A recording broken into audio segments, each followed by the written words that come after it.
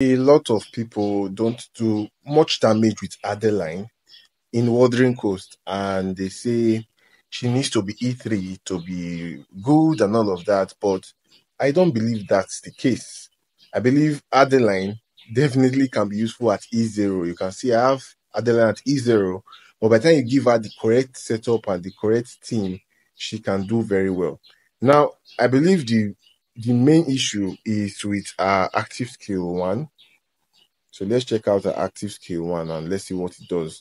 So on our active skill one, you can see that she's supposed to be able to apply HP bond, but she only has about 40% chance, I believe, on 3 stages to apply that HP bond.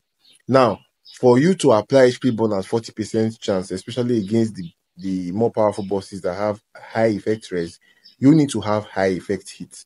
And if you are building for high effect hits, it's going to affect the level of mastery you have, of course, unless you have monster equipment and artifacts. But not everybody is going to have that. So that is why it makes more sense that, okay, when she gets to exclusive 3, she becomes more powerful. She becomes really useful. But one thing you can do is that you can target a build for Wuthering Coast. If you have Adeline on a team that doesn't, that on a team that has other HP bonus, you will see that you don't need to give her effect hit. You can see in my case, I didn't target effect hit. I targeted mastery and HP.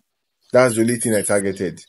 So if you're on a team that has other HP bonus, that you have Jean, you have Hezonja, you have any other HP burner, then you won't need her to apply HP burning, and she can do a damage because she does damage off existing HP burning on the opponent. So Jean is a perfect teammate for her when it comes to that. But when you're trying to use her alone, then definitely you want to have her to have effect hits so that she can apply HP burn on active skill 1 and she can detonate them with active skill 2.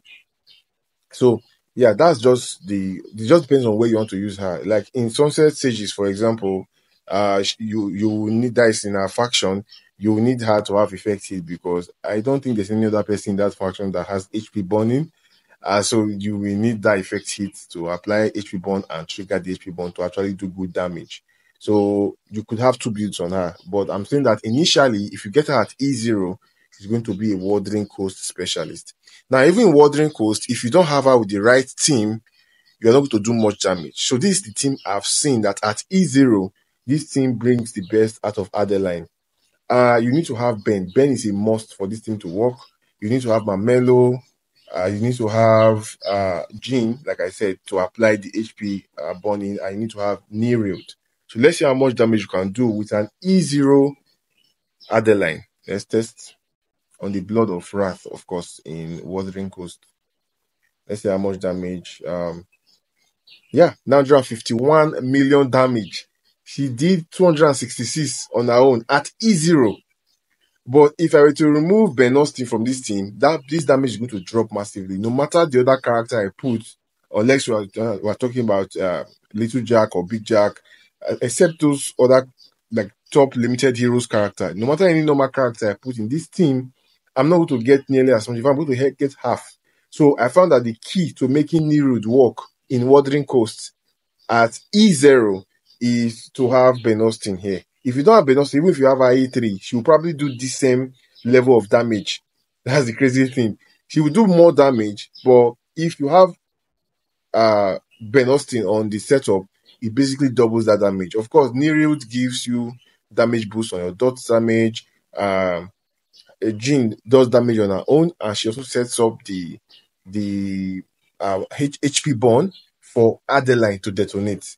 So she's very important. So that means when you are building it, you have to make sure that Jean is faster than Adeline. So if Jean goes first, applies HP burn, Adeline goes next and triggers the HP burn. So yeah, this is a very strong team. Maybe I should do one more skip so you guys know that it is not this is not a mistake. You can see she keeps doing 900. You can see even more damage this time, 955 million damage. So let's just check out the build, and yeah, that will be it for the video. So I'll just show you guys the stats and the auto commands as well. So you want to start with the Crimson Tornado. You can see her speed is 1851. Let's compare that to Jean. Jean is 1879. Marginally faster, but importantly faster. Even if you just faster by one, make sure Jean is faster. So this is Jean's auto command. This is Nereid's auto command, pretty straightforward stuff. Ben Austin's auto command and Mamelo's auto command. So I want the gleaming throw, which is the active skill 1 of Mamelo first, because it increases the HP burning damage done to the opponent. So you want to have that active skill 1 first before you have the active skill 2. And of course, Adeline. Yeah. So that's about it. I believe I've shown you the stats of Adeline, and yeah, if you enjoy my videos, you have any question about Adeline, smash the subscribe button, and I'll see you guys on the next one.